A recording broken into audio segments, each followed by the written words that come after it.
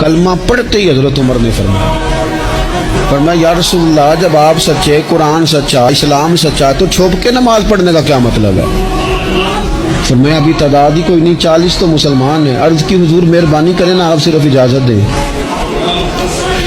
20 لوگوں کی صفیں بنا دی گئیں، ایک صف کے آگے حضرت عمر ہیں، ایک صف کے آگے حضرت امیر حمزہ ہیں۔ جناب عمر کہنے لگے چونکہ آپ اللہ کے رسول ہیں تو لہذا نماز بھی آج اللہ کے گھر میں پڑھی جائے گی۔